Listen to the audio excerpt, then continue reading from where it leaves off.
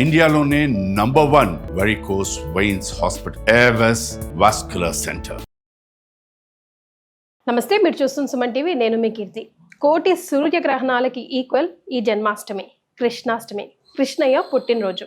మరి ఈ రోజు మనం పాటించవలసిన విధి విధానాలు ఏంటి, ఎలాంటి పూజలు చేయాలి, ఇలాంటి వివరాలు తెలియజేయడానికి మనతో పాటు ప్రముఖ ఆస్ట్రాలజీ బ్రహ్మశ్రీ నందిబట్ల శ్రీహరి శర్మ గురుగారు ఉన్నారు. నమస్తే గురుగారు. వాగర్థావివ సంపృక్తౌ వాగర్థ ప్రతిపత్తయే జగతః పితరౌ వందే పార్వతీ పరమేశ్వరౌ. ఆదిత్యాయ చ సోమాయ మంగళాయ బుధాయ చ గురు శుక్ర శనిభ్యశ్చ రాహవే కేతవే నమః. శృంగేరి జగద్గురు పీఠాధిపతులకి, కంచి పీఠాధిపతులకి నమస్కారములు తెలియజేసుకుంటూ కార్యక్రమాన్ని ప్రారంభిద్దాం. గురుగారు, నాకు తెలిసి అయితే కృష్ణాష్టమి 16 అని ఫిక్స్ అయ్యాము. అసలు కృష్ణాష్టమి ఎప్పుడు చేసుకోవాలి, కృష్ణయ్య జన్మించింది ఏంటి, విధి విధానాలు ఏంటి, అస్సలు పాటించవలసిన నియమాలు, అసలు మిస్ కాకూడదు, కృష్ణాష్టమి అంటే ఇవి చేసుకోవాల్సిందేనా అయినా మీరంతా అని చెప్పదగ్గ విషయాలు ఏవైనా ఉంటే ఈ వీడియో ద్వారా తెలియజేస్తాం. తప్పకుండానమ్మా. ఎప్పుడు కూడా ప్రజలకి మనం పండుగల విషయంలో ప్రత్యేకించి దీపావళికి సందర్భంగా కావచ్చు, కృష్ణాష్టమి సందర్భంగా కావచ్చు, ఉగాది సందర్భంగా కావచ్చు, శ్రీరామ నవమి సందర్భంగా కావచ్చు, కొన్నిసార్లు కన్ఫ్యూజన్లో ఉంటాయి. శ్రీరామనవమి, ముఖ్యంగా కృష్ణాష్టమి, దీపావళి, ఇవన్నీ కూడాను ఎక్కువగా ఎవరు ఆచారంగా ఎక్కువగా ఎవరు పట్టించుకుంటారంటే వైష్ణవులకు సంబంధించినటువంటి పండుగల్లో. అంటే స్మార్త ప్రకారము ఒక విధానంగా చెబితే, వైష్ణవ సాంప్రదాయ ప్రకారం ఒక విధానంగా చెప్తారు. మరి గురుగారు, అయితే కృష్ణుల వారు జన్మించినటువంటి సమయము సంబంధించిన చూసుకుంటే, రవి సింహరాశిలో సంచారం చేస్తూ ఉండగా, వృషభ రాశిలో చంద్రుడు ఉచ్చస్థితిలో ఉండగా, రోహిణీ నక్షత్రము వృషభ లగ్నంలో జన్మించారు. ఇది ప్రామాణికంగా తీసుకొని వైష్ణవులు ఏం చేస్తారంటే, ఈ యొక్క రోహిణీ నక్షత్రము అష్టమి తిథి, రవి కూడాను సింహరాశిలో ఉండేటువంటి సందర్భంగా ఉన్నటువంటి రోజున చేసుకుంటారు. ఓకే. అయితే చాలా సందర్భాలలో రవి సింహరాశిలో ఉండగా శ్రావణ మాసం చెప్పబడినటువంటి ఆయన జన్మతిథి రోజులనే జరుగుతుంది. ఇది సాధారణంగా వచ్చేటువంటిది. అసాధారణమైనటువంటి రీతిలో సింహరాశిలో ఉండకుండా అష్టమి తిథి వెళ్ళిపోతుంది. ఆ సందర్భంగా ఎప్పుడు చేసుకోవాలి? భాద్రపద మాసంలో వచ్చేటువంటి యొక్క అష్టమి తిథి రోజున చేసుకోవాలి. కాబట్టి ఈ సంవత్సరం 17వ తారీఖు నుంచి రవి సింహరాశిలోకి ప్రవేశం చేస్తున్నాడు. 15వ తారీఖు రాత్రి, 16వ తారీఖు అంటే 15వ తారీఖు మధ్యరాత్రి నుంచి 16వ తారీఖు రాత్రి 9 గంటల వరకు మాత్రం అష్టమి తిథి ఉంది.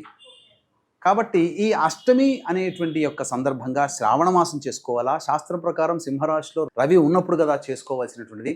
మరి ఈ రవి భాద్రపద మాసంలో ఇప్పుడు చేసుకోవాలంటే వైష్ణవ సాంప్రదాయము స్మార్త సాంప్రదాయంగా విధానంగా ఏం చెబుతుందనంటే 14 సెప్టెంబర్ వస్తుంది. ఇది అలభ్య పుణ్యతిథి అని అంటారు, అలభ్య యోగములు అంటారు. అంటే కొన్ని సంవత్సరాలకి తప్ప ఇటువంటి కాంబినేషన్ రాదు. భాద్రపద మాసంలో రవి సింహరాశిలో ఉండగా రోహిణీ నక్షత్రము మరియు అష్టమి తిథి ఉన్నటువంటి రోజు భాద్రపద మాసంలో వస్తుంది. కాబట్టి వైష్ణవులకి మాత్రం అది ఖచ్చితంగా 14 సెప్టెంబర్న చేసుకుంటారు. కానీ ఇక్కడ శ్రావణ మాసంలో కృష్ణుల వారు జన్మించారు కాబట్టి 16 చేసుకోవాలా, 15 చేసుకోవాలా అనేటువంటి యొక్క సంశయం కూడా చాలా మందికి ఉంటుంది. అవునండి గురుగారు. కాబట్టి ఇక్కడ గమనించాల్సినటువంటి అంశం ఏంటంటే, ఈ యొక్క రాత్రి 16వ తారీఖు రోజున ఈ సంబంధించినటువంటి శ్రీకృష్ణ జన్మాష్టమిగా చేసుకోవాలి అని మనకు చెప్పబడి ఉంది. కాబట్టి 16వ తారీఖు రోజున మనం సాంప్రదాయ ప్రకారంగా చేసుకోవడం ఇదవుతే రాత్రిపూట ఇది చేసుకోవడం, 16వ తారీఖు రాత్రి ఈ విధంగా చేసుకోవడం అనేటువంటిది మనకు చెప్పబడినటువంటిది. కాబట్టి 16, 17 అనేటువంటి దానికంటే కూడా 16 నాడు చేసుకోవడం, ఎందుకంటే నిశి సమయంలో అష్టమి తిథి ఉంది కాబట్టి ఆ విధంగా చేసుకోవచ్చు. మరి ఆచరించాల్సిన విధి విధానాలు, పూజలు ఎలా చేసుకోవాలి గురుగారు? అంటే ఆచారం లేదండి, మేము చేసుకోవచ్చా చేసుకోకూడదా అట్లా కూడా అడుగుతూ ఉంటారు. సో వాళ్ళందరూ కూడా, తెలిసిన వాళ్ళు తెలియని వాళ్ళు కూడా అట్లీస్ట్ ఇది చేసుకోండి చాలు, కృష్ణయ్య తృప్తి పడతాడు అనడానికి. శాస్త్ర ప్రకారము శ్రీకృష్ణ జన్మాష్టమి యొక్క వ్రత విధానం అనేటువంటిది ఉంది. ఎలా జరుపుకోవాలో అంటే, శ్రీకృష్ణుల వారు దేవకీ గర్భంలో జన్మించినటువంటి సందర్భంగా ఆ యొక్క ఒక గదిలో ఏదైనా ఒక ప్రత్యేకమైనటువంటి స్థానంలో అక్కడ దేవకి వసుదేవుడు ఉండగా శ్రీకృష్ణుల వారు జన్మించినట్టుగా ఒక చిత్రీకరణ, అలాగే చుట్టుపక్కల నందుడు, రోహిణి అంటే సంబంధించినటువంటి పెంచుకున్నటువంటిది యశోద, వీళ్ళందరూ ఉన్నారు కదా, ఆ విధమైనటువంటి వాళ్ళ యొక్క చిత్రీకరణ. యోగమాయ జన్మించింది, తదనంతరం ఆ మాయ జన్మించినటువంటి విధానము, అలాగే గోపికలు, బలరామకృష్ణుడు వీళ్ళందరూ ఉన్నటువంటిది ఒక చిత్రీకరణ లాగా పెట్టుకొని, ఒక చిన్న ఊయల్లాగా పెట్టుకొని, చిన్ని కృష్ణుడిని పెట్టుకొని, ఆ విధంగా ప్రసూతి గృహంలో జన్మించినటువంటి విధానంగా స్వామిని మనం చూస్తున్నట్టుగా భావన చేసుకోవాలి. అందుకని మీరు గమనించుకున్నట్లయితే నార్త్ సైడ్ ఎక్కువగా చేస్తుంటారమ్మా. అన్ని చిన్ని చిన్ని ఇప్పుడు ఇస్కాన్ టెంపుల్లోనే ప్రధానంగా ఉంటే ఆ ప్రధానంగా ఉండే విగ్రహం ఇంతే ఉంటుందమ్మా. మనకు మాత్రం విగ్రహాలు ఇంత పెద్ద ఎత్తున ఉంటాయి, కానీ ఇస్కాన్ టెంపుల్లో ఇంత విగ్రహానికి అభిషేకం చేస్తారు.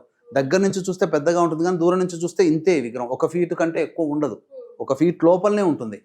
అంటే అంత చిన్నగా విగ్రహం అభిషేకం ఇవన్నీ చేస్తారు. ఆ విధంగా ఆ రోజున కృష్ణుల వారికి సంబంధించిన విధానంగా చేసుకోవాలి. ఎందుకు చెప్పాల్సి వచ్చింది అంటే, మనకు రాత్రిపూట జరుపుకునేటువంటి పండుగలు కేవలం మన సాంప్రదాయంలో 4 మాత్రమే ఉన్నాయి. 1 శివరాత్రి, 2 మదన పూర్ణిమ అంటే హోలీ పండుగ, 3వది శ్రీకృష్ణ జన్మాష్టమి, 4వది దీపావళి. ఇవి మాత్రమే రాత్రిపూట జరుపుకుంటాం. ఇంకా ఏ పండుగల్ని కూడా మనం రాత్రిపూట జరుపుకోం. ఇవి ఎంతటి ప్రభావవంతమైనవి అంటే, కోటి సూర్యగ్రహణాలు అంటే మామూలుగా సూర్యగ్రహణం 1 గంట లేదా 2 గంటలు అనేటువంటిది ఉంటుంది. ఈ సందర్భంగా ఆ 2 గంటలు ఉండేటువంటి సమయం చాలా ప్రభావంగా ఉంటుంది. ఒక్కసారి శ్రీరామ అంటే 1000 సార్లు శ్రీరామ అన్నంత ఫలితం ఆ గ్రహణం సమయంలో వస్తుంది. అటువంటిది కోటి సూర్యగ్రహణాలు కలిస్తే ఎంత సమయం, ఎంత ప్రభావమో అంత పుణ్య ఫలితం శ్రీకృష్ణ జన్మాష్టమి సందర్భంగా వస్తుంది.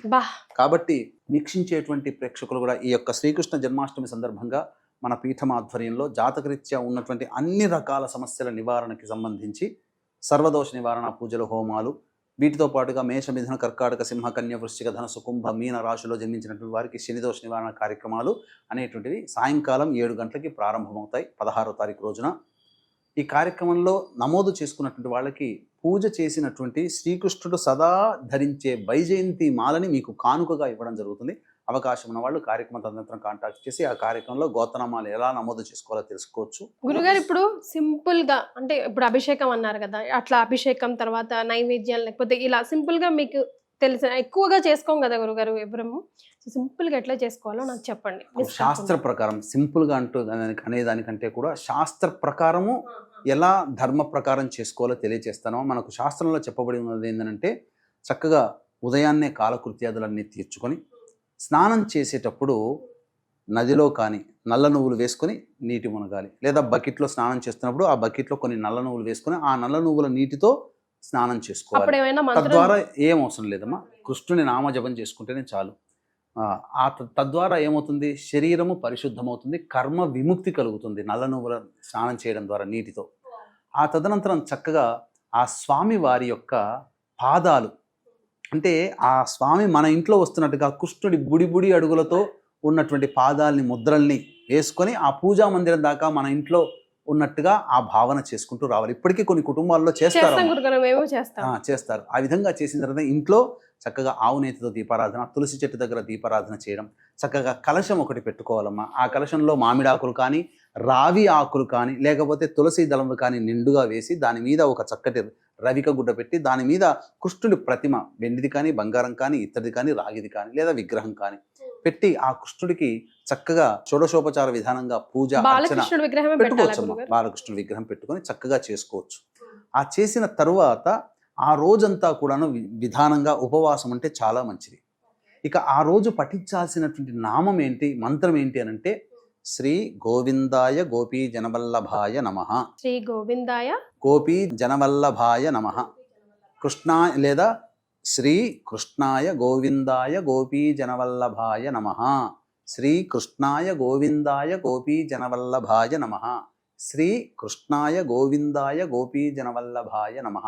ఈ నామాన్ని సదా జపం చేసుకుంటుంటే అనంతమైనటువంటి యోగ బలం, ఆ కృష్ణుడి యోగ బలం మనకు కలుగుతుంది. ఎందుకనంటే కృష్ణుడు ధర్మానికి ప్రతీక.